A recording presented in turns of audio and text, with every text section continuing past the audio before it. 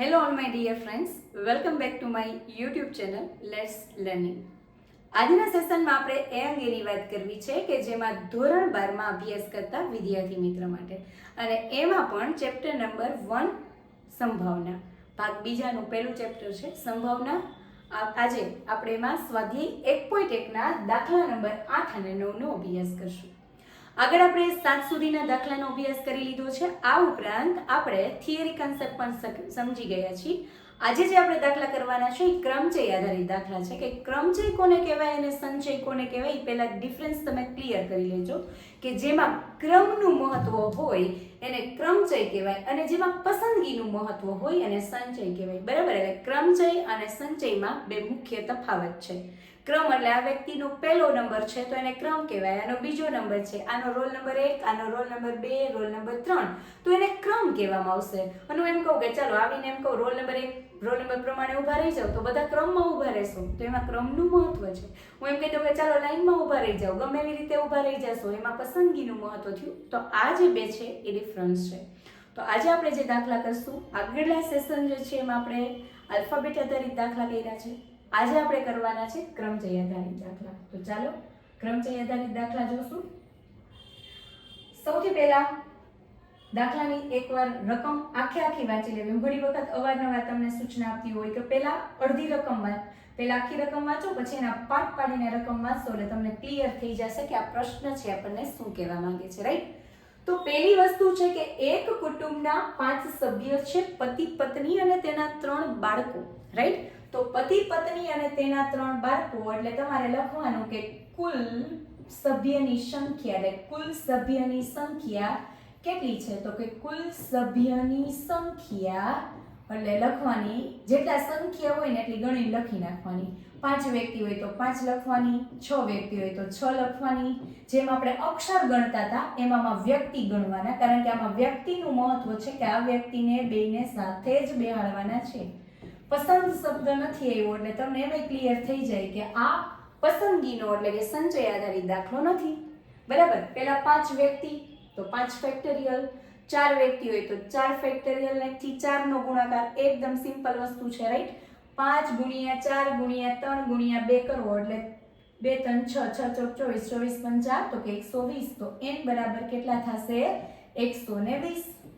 આ કામ થઈ જાય પછી તમારે શું કરવાનું? ઘટના લખવાની. ઘટના લખવી ફરજિયાત છે. ઘટના A લખો કે ઘટના B લખો, ગમે એ લખો. બરાબર?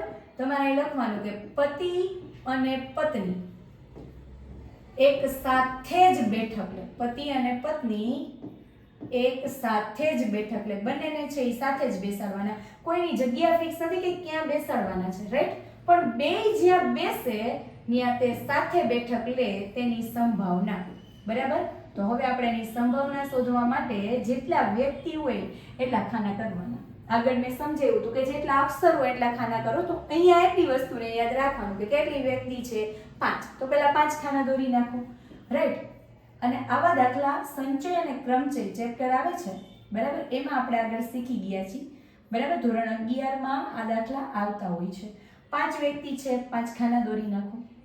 હવે વિચારી લ્યો કે આપણે પતિ પત્ની છે અને અહીંયા બેસાડી દઈએ છીએ. રાઈટ? તો આ જે ખાનું છે એ ફાઇનલ થઈ ગયું. કોનું છે?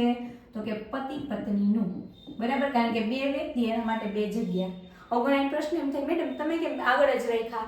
એ બે પતિ પત્ની ત્યાં નો બેસી શકે. બેસી શકે પણ હંમેશા આપણે પહેલા ખાના હશે ત્યાં સર્કલ કરી દઈશું. ગણતરીમાં તો ગમે ત્યાં બેસે. આપણે ગણતરીથી મતલબ છે. એને અહીંયા તમે સર્કલ કરો, અહીંયા સર્કલ કરો, અહીંયા કરો, કોઈ મિનિંગ નથી. જ્યાં સર્કલ કરો બેમાં સર્કલ કરી નાખો. રાઈટ? એટલે અહીંયા શું કરી નાખવાનું કે m બરાબર 2p2 એટલે 2p2 ગુણ્યા. હવે એક ખાસ ધ્યાન રાખજો આવા દાખલામાં એક સાથે બેઠક લે. તમને જો અહીંયા લખેલું હશે એક સાથે બેઠક લે. જ્યારે આ શબ્દનો ઉલ્લેખ કરે ને ત્યારે તમારું આનું એક ગ્રુપ બની જાય ને એટલે ત્યાં 1 કરી દેવાનું. પછી જેટલા ખાના વધે ને ત્યાં 1 2 3 ને 4 કરી દેવાનું. કારણ કે ઈ જોડી ગમે ત્યાં બેસી શકે. અહીંયા અહીંયા અહીંયા એટલે એક ગ્રુપ બની ગયું. એટલે ગ્રુપ 2 3 ને 4 પછી જે વધ્યા ને એને તમારે 1 2 3 4 હવે અહીંયા શું કરી દેવાના તો કે 4p4 2p2 એટલે 2 × 1 અને 4p4 એટલે 4 ગુણ્યા 3 ગુણ્યા 2 ગુણ્યા 1 બરાબર. 2 2 કેટલા થશે? તો 2 એકા 2, 4 તેરી 12, 12 દુ 24, 24 એકા 24 એટલે અહીંયા લખવાના 24 અને અહીંયા આવશે 24 દુ તો કે 48. હવે P ઓફ A બરાબર m ના છેદમાં n બરાબર 48 ના છેદમાં કેટલા લખવાના થાય? તો કે 120. હવે આપણે એને ભાગ ઉડાડીએ તો શું થશે? તો 24 થશે. એટલે જો 24 ગુણ્યા 2 એટલે 24 ગુણ્યા 2 કરીએ એટલે 48 આવે.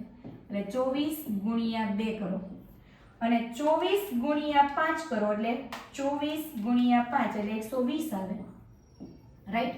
24 24 ઉડી ગયા તો આનો જવાબ શું આવે? 2 ના છેદમાં 5. હવે આ રીતે કદાચ ભાગ ઉડાડતા ન આવડે તો આને બીજી રીતે પણ સોલ્વ કરી શકો, કારણ કે m કેટલા છે જોઈ લો. તો m બરાબર છે 2 ગુણ્યા 1 ગુણ્યા 4 ગુણ્યા 3 ગુણ્યા 2 ગુણ્યા 1 અને છેદમાં કેટલા મૂકવાના? 5 ગુણ્યા 4 ગુણ્યા 3 ગુણ્યા 2 ગુણ્યા 1. આ સહેલું પડે. 4 થી આ ઉડી ગયા, અહીંયા ઉડી ગયા, 2 એકા 2, છેદમાં કેટલા કરી નાખવાના? 5. ભાગ ઉડાડવાની કોઈ માથાકૂટ રહે નહીં. તો બે ઓપ્શનલ છે, તમને જે મજા આવે એ કરી શકો છો અને પોઈન્ટમાં પણ લખી શકો છો. રાઈટ. તો પહેલા શું કામ કરવાનું? અને માની લ્યો કે તમને છે ને ઘણા કન્ફ્યુઝન હોય કે આમાં એમ કે ત્રણેય બાળકો સાથે બેઠક લે તો શું કરી દેવાનું? આના ઉપર સર્કલ કરીને 3p3 કરી દેવાના. પછી એનું એક ગ્રુપ બની ગયું એટલે અહીંયા એક આપી ગયો, પછી બે વૈધા પતિ પત્ની તો એક ગ્રુપને આપો 2 અને 3 તો 3p3 * 3p3. રાઈટ. તો આ રીતે તમારે ગમે ત્યારે કોઈ વ્યક્તિ સાથે બેઠક લઈને સર્કલ બનાવી જેટલા વ્યક્તિ હોય એ લખી નાખો, પછી એ ગ્રુપ બની જાય, પછી જેટલા ખાના વધે એ અને 4p4 કરી નાખો એટલે એકદમ ઈ શું બની જશે? ઈઝી. રાઈટ. ચાલો, તો આ દાખલો સમજાઈ ગયો હશે તમને ઈઝીલી. બરાબર છે. હવે શું કરવાનું છે? તો હવે એના પછીનો આપણે દાખલો કમ્પ્લીટ કરીએ.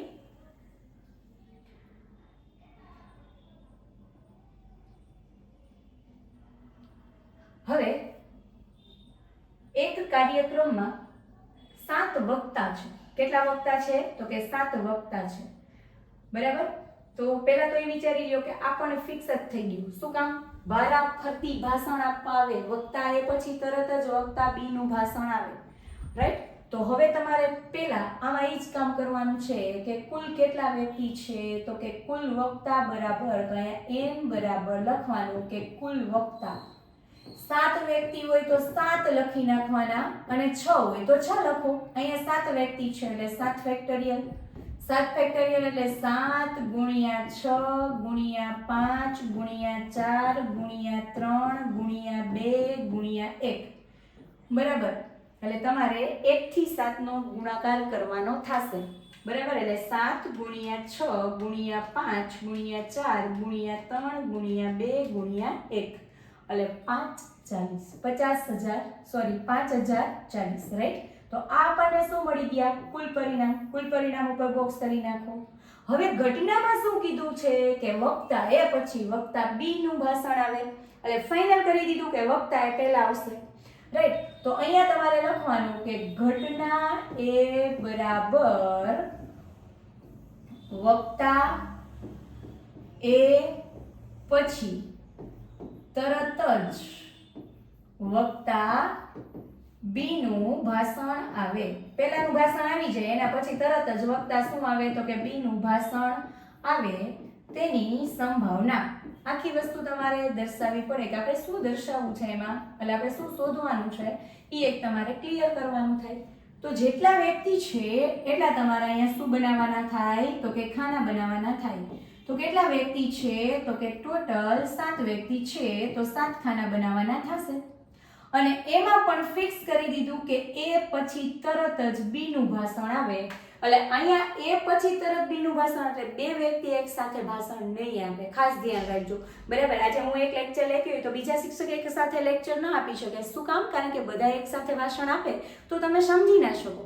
રાઈટ. એટલે એનો વારો પેલો એ ફાઇનલ થઈ ગયું એટલે વારો ફર્સ્ટ પેલો કોણ લેશે? તો કે એ વ્યક્તિ આવશે. એનું કામ ફિક્સ થઈ ગયું એટલે પહેલા એના માટેની પોઝિશન ફિક્સ એટલે એ વ્યક્તિ એક ભાષણ એક આપશે તો ત્યાં શું આવશે? અહીંયા 1P1, કારણ કે એનું પ્લેસ ફિક્સ થઈ ગયું અને એક જ વ્યક્તિ ભાષણ આપશે. પાછળ ચેક કરવાના કે ભાષણ આપવા માટે કેટલા વ્યક્તિ વૈધા, તો કે 7 માંથી એકે ભાષણ આપી દીધું, પાછળ 6 વૈધા, એટલે અહીંયા 6P6 6P6, રાઈટ? એ ખાસ ધ્યાન રાખવાનું થશે.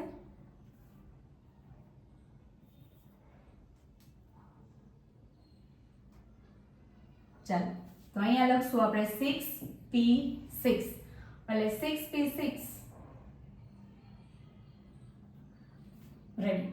હવે એક 1P1 એટલે 1, 6P6 એટલે 6 ગુણ્યા 5 ગુણ્યા 4 ગુણ્યા 3 ગુણ્યા 2 ગુણ્યા 1. હવે P ઓફ A બરાબર m ના છેદમાં n બરાબર, આનો ગુણાકાર થશે 720 બરાબર.